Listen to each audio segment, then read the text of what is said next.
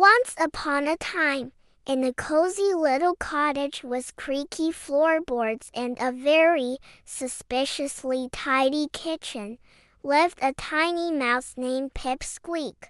Now, Pip wasn't just any mouse. Oh no, he wore a teeny tiny blue scarf, which he always knotted 3 times for luck, had one ear that flopped completely sideways whenever he sneezed, and most importantly, he was a cheese connoisseur. That's a very fancy word for someone who really loves cheese. One bright Tuesday morning, which in mouse time was actually 17 minutes past 3 in the morning, Pip tiptoed into the kitchen and gasped. There, sitting right on the counter like a golden throne, was a big wheel. A whole wheel of extra sharp cheddar. It was shiny, waxy, and smelled like heaven mixed with just a hint of socks, but in a good way. "I must have it," Pip whispered, clutching his little blue scarf. "This isn't just cheese. This is legendary cheese." But there was a problem. A very big problem.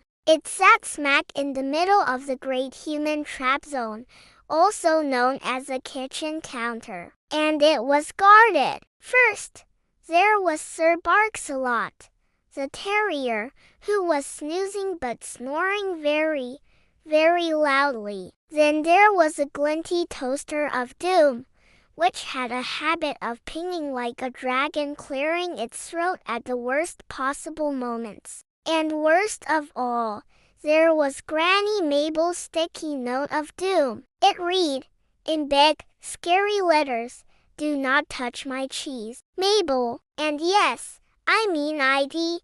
Pip scratched his floppy ear, thinking hard.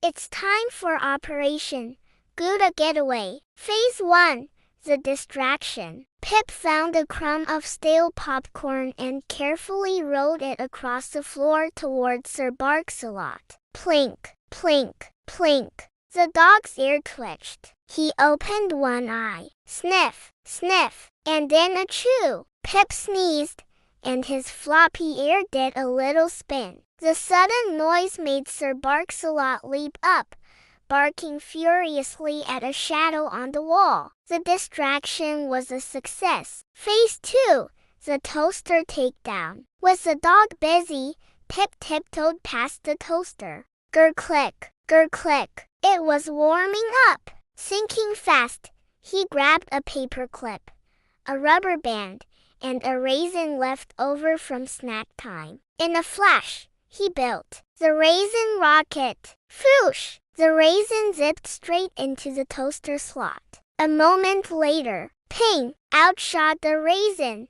now slightly toasted, and it bonked the toaster's off button perfectly. The toaster was neutralized. Phase 3, the sticky note sabotage. Pip scampered up to the note and stared at it. "Do not touch my cheese, Mabel," he frowned. But then, a brilliant idea sparked in his tiny mouse brain. With a little nibble here and a careful scribble there, using a squished blueberry for ink, he expertly edited the note. Now it read, "Do not touch my cheese, unless you're a very polite mouse. Mabel, please, share a nibble? Permission granted." Probably. Now for the final phase, the heist. Pip ran to the glorious cheese wheel and grabbed it with all his might. But it was so heavy. He tried to roll it. Wobble, wobble. Clunk! The giant cheese wheel rolled right off the edge of the counter and splat! It landed directly on Sir Barks-a-Lot's head. The dog stopped barking and blinked. He looked up,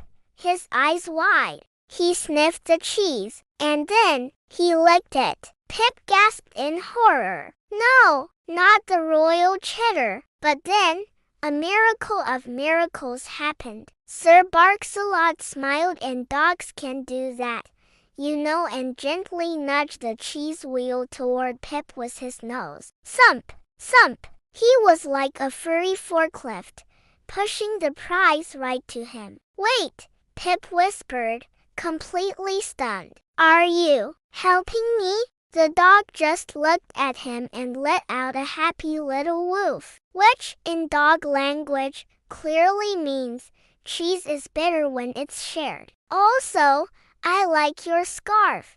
Just then, the kitchen door creaked open. Granny Mabel walked in, holding a warm cup of cocoa. She saw the mouse, the dog, and the giant cheese wheel in the middle of her floor. She looked at the mess, then at Pip's hopeful little face, and she smiled. Well, she said softly, I suppose a nibble won't hurt. And so, Pip, Sir Barks-a-Lot, and even Granny Mabel all sat together on the floor around the cheese wheel and had a midnight moonlight cheese picnic. Pip got the corner piece with the most holes, which was his favorite. Sir Barks-a-Lot got to chew on the waxy rind, his absolute favorite. And Granny Mabel, she got her legendary cheese, and a new best friend who wore a little blue scarf. From that night on, the cottage had a new rule, written on a brand new sticky note. Cheese is for sharing, especially with polite mice and helpful dogs. And as for Pip, he still wears his blue scarf, but now it has a tiny, cheese-shaped charm hanging from it. And every Tuesday, at exactly 17 minutes past 3 in the morning, he hosts the Great Cheese Club. Reservations are required, of course, and crumbs are accepted as payment. The end.